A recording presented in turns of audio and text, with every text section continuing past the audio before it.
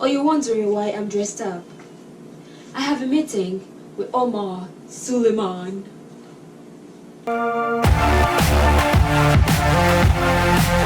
Hey guys, so good to see you again. I know you haven't seen me in a long time and I'm so sorry. You guys are so awesome and so cool with supporting me and everything. I got you guys, you know.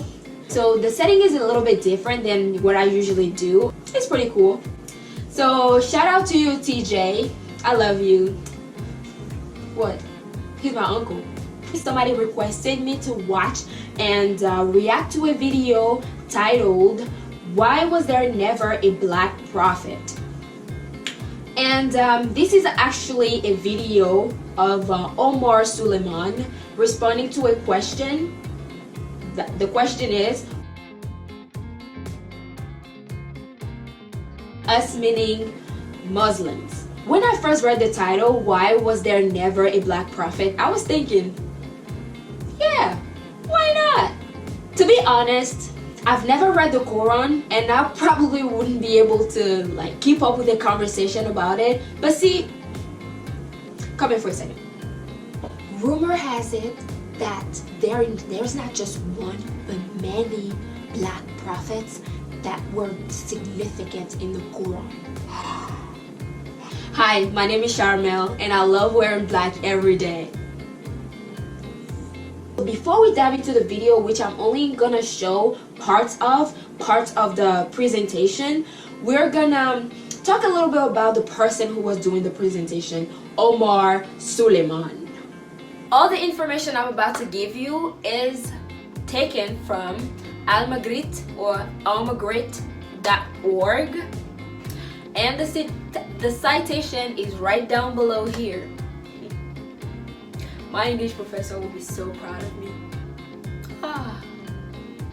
So Omar Suleiman is an American Muslim scholar, civil rights activist, and speaker.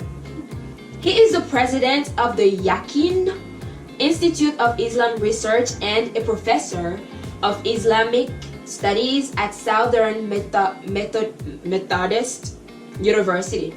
This man, as you can tell, is a very fervent Muslim. And it sounds like we can trust him. So let's talk about what he said in his video, shall we? So at the beginning of his video, he mentioned a lot of names of black or dark-skinned people that were prophets and very important prophets in the Quran. And I will let him pronounce the names because he does it best. And we will find actually a few names that are household names, names that we read in the Quran. One of them, historically speaking, is Suleiman alayhi salam. Suleiman alayhi salam is biblically described as having dark skin. Rasulullah sallallahu alayhi wasallam comes from the lineage of black woman. Who is that woman? Hajar alayhi salam. Okay, so that's actually the lineage of the Prophet sallallahu alayhi wasallam himself. Musa alayhi salam, the man who Allah subhanahu wa ta'ala spoke to directly, Kalimullah, the man who the Quran speaks about more than any other human being in history, subhanallah, Musa alayhi salam. The Prophet sallallahu alayhi wasallam did not just say that he was black. We're not even talking about biblical athar. We're talking about the Prophet sallallahu alayhi wasallam. He said that Musa alayhi salam, when I saw him, he resembled the people of Az-Zut or Shanu'ah. Az-Zut and Shanu'ah were the two darkest tribes amongst the Arabs. So the Prophet ﷺ said Musa ﷺ had the blackest skin. He continues with saying that there is no way on earth a true Muslim can be racist. Racist meaning somebody who does not like dark-skinned people. Let's watch him talk about it. So if you have a problem with people who have darker skin, you have a problem with Musa ﷺ, then you have a serious problem with the Quran, and you have a serious problem with faith altogether. So subhanAllah, how can a racist be a Muslim then? How can a racist be a believer? How can a racist say he loves the Quran? When Kalimullah, the one who Allah spoke to most, is a man who was dark, extremely dark, as the Prophet ﷺ said. Now, I see a ring on his finger. But can I say that I love him? Omar Suleiman, I love you.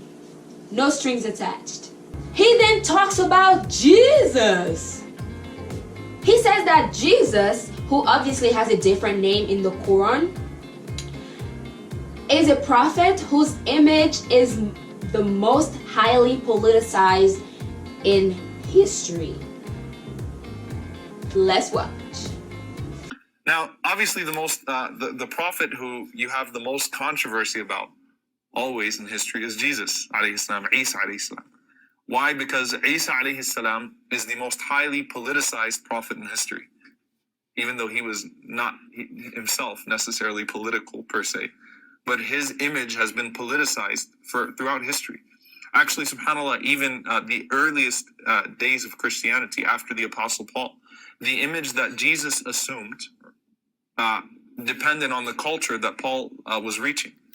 Isa alayhi salam to the Persians looked like Mithras. He looked exactly like their Persian gods. To the Romans, he looked like their Roman gods. To the Egyptians, he looked like the Egyptian gods. To the Indians, some of the Hindus actually said that Isa alayhi salam was an incarnation of the Lord Vishnu. So they portrayed him as a carnation of the Lord Vishnu. So Isa alayhi salam, his image has been politicized for thousands of years. Obviously, the Atlantic slave trade, okay, using the image of a white god. Yup. Side note and fun fact, the father of Omar Suleiman teaches at Southern University, which is an HBCU.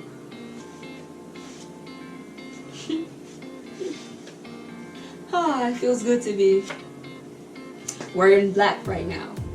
Now, there's a problem or a certain situation in the Quran that leaves people confused, because in many narrations where people actually described when they saw the prophet, some people described the prophet as being like a beautiful black man with like very beautiful hair, and others would describe the prophet as being a red/white person with like beautiful person. So who is actually the prophet? Let's see what Omar thinks about that question. Now, the point of this is, number one, we should not dispute like the Christians do about the color of Isa alayhi salam, because it doesn't matter. That's number one. It did not matter. You have conflicting narrations. The stronger of them, obviously, that Isa alayhi salam had dark skin, which would be more historically accurate, but it doesn't matter. That's the point here. It was a non-factor, and it's part of the wisdom of not portraying the prophets of Allah. Let's take a minute to just take it in, to just take what he just said, to just take it in and, just really like absorb it for a minute.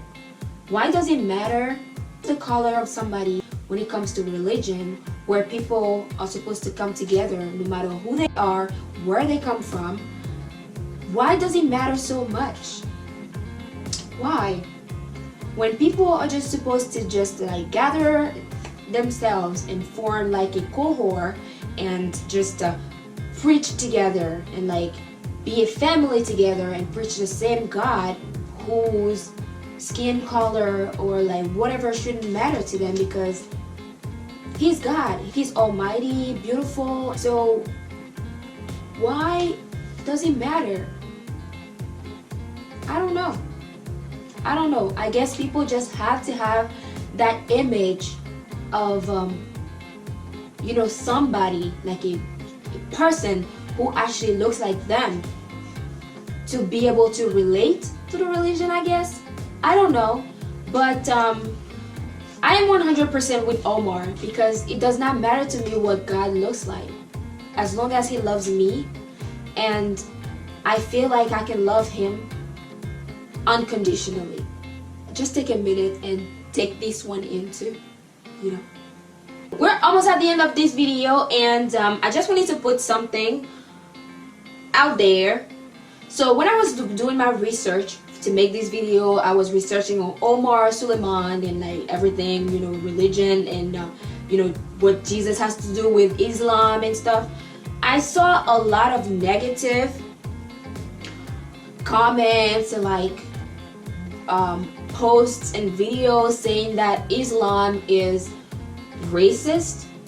Like I said at the beginning of this video or earlier in this video, I have never read the Quran, but I know for sure, I know that there are a lot of black Muslims out there. Like, there are thousands, hundreds of thousands, and millions of them out there who love their God. Like, they are very fervent, and they just love the religion. Those people have to believe in something, you know. So I don't know, I really don't know, unless I read the Quran and, you know, like, read it and like understand it for myself, and I cannot comment on it. I don't know if it's racist. According to what I listened to from Omar, Suleiman, I would say it's really the opposite. It's actually praising blackness. I don't know. I'll have to read the Quran, and it's a really big book. I'll put that on my bucket list. How about that? But I will say this though. Previous experience, your mood of the day, hormones, life situation, all those things can affect the outcome or how you feel about what you read. Even the reason why you're reading it. Did somebody force you? Did you want to read it because people told you something about it? Did they tell you positive things about it? Did they tell you negative things about it? All of those things can affect what you think about what you've read. At the end though, you either get enlightened or offended. But either way, it's your choice. Free to think whatever you want, free to believe in whatever you want. Nobody can stop you, right?